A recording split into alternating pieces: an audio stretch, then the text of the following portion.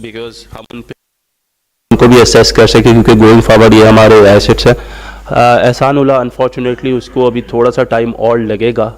So I am not sure कि अगर वो अभी इस दफ़ा PSL खेल सकेंगे या नहीं खेल सकेंगे। लेकिन शादाब भी हमारे लिए, जिस तरह मैंने कहा, is a very important player to us. तो उनका भी, क्योंकि ये जो एंकल की इंजरी हुई है उसके बाद वो भी एकेडमी आ रहे हैं, तो और वहाँ पे उनको रिहैब भी करवाया जाएगा। उनके साथ अरशद इकबाल भी हैं। सो हम लोग ऑलरेडी इन लड़कों पे हमारी नज़रें हैं और हम इनको इंशाल्लाह लेके चलेंगे। वहाब भाई, पहले तो बात करते हैं। शान मसूद जो है वो कप्तान है टेस्ट टीम के, पाकिस्तान T20 स्क्वाड का भी हिस्सा है वर्ल्ड कप में भी, और रेगुलर में जो सीरीज़ हुई है उसमें भी। तो उनको ड्रॉप करने की क्या वजह है? और दूसरा, आज़म खान जो है उन पर तनकीद होती रही है माजी में, उनकी शमूलियत हुई है, तो उनकी फ़िटनेस के हवाले से क्या कहते हैं? लेकिन मिडल ऑर्डर में दूसरी तरफ देखा जाए तो कोई स्पेस बाकी नहीं रहती। अभी कोई प्लेयर ऐसा नहीं था आज़म खान के अलावा जिन्होंने नेशनल T20 में परफॉर्मेंस दी, लीग्स में परफॉर्मेंस दी। तो इस हवाले से क्या कहते हैं? देखिए, आज़म को हम लोगों ने बड़ा क्लोजली वॉच किया है, और एट टाइम्स ऐसा होता है कि आपको फिटनेस के ऊपर स्किल्स को आपको प्रेफर करना होता है। एक प्लेयर जो आपको मैच जितवा सकता है, I think that is much more important than anything else. Past में हमारा ये ज़रूर है कि फ़िटनेस का लेवल होना चाहिए। इस पे हमारी आज़म खान से बात हुई है। We have given him a very clear message going forward कि we want to invest in you, but at the same time you have to respond as well. और ऑब्वियसली आप किसी से ये बिल्कुल नहीं एक्सपेक्ट कर सकते कि 10 दिनों में वो अपना 10-15 kg नीचे गिरा लेगा, बट देयर इज़ अ वे।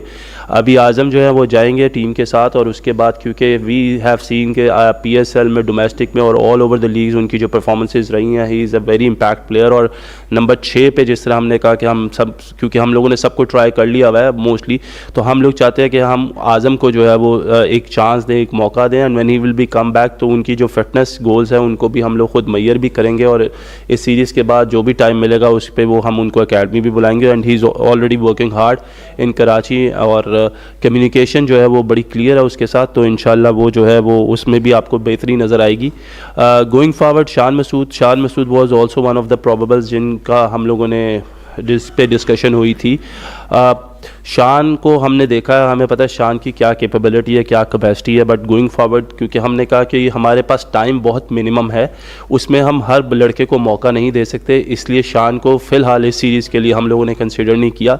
लेकिन अगर हमें उसकी ज़रूरत पड़ी एंड वी फील कि अगर वो गैप कोई फिल नहीं करा तो आप हो सकता है शान को इस टीम का हिस्सा देखें। वाह भाई, बहुत से यंगस्टर पहली मरतबा इसमें सीरीज़ में नज़र आ रहे हैं। क्या जिस तरह भारत अपनी B टीम तैयार कर रहा है सीनियर के पीछे, क्या उसी का आप लेके चल रहे हैं कि भारत की तर्ज पर हम बैकअप प्लेयर्स का तैयार करें? तो क्या यही एक है? अशोक भाई, देखिए, मैं ये समझता हूँ कि आपके सीनियर्स प्लेयर्स के साथ आपका यंग टैलेंट होना बहुत ज़रूरी है।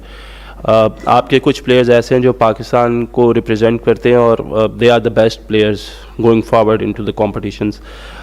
हमें बिल्कुल अपना बैकअप तैयार करना है, जिस तरीके से मैंने पहले कहा ओपनिंग स्टेटमेंट में कि हमारे पास अनफॉर्चुनेटली जितने भी हमने मिडिल ऑर्डर में प्लेयर्स ट्राई किए थे वो अनफॉर्चुनेटली उस तरीके से परफॉर्म नहीं कर सके और उनको बड़े मौके मिले। So now we have to look into the new talent वे वी विल सी कि वो लोग क्या प्रोड्यूस कर सकते हैं। ऐसा नहीं है कि जो इस टीम का हिस्सा नहीं है वो आगे जाते हुए हमारे प्लान का हिस्सा नहीं है। PSL is one of the best competitions in the world, और उसमें अगर कोई परफॉर्म कर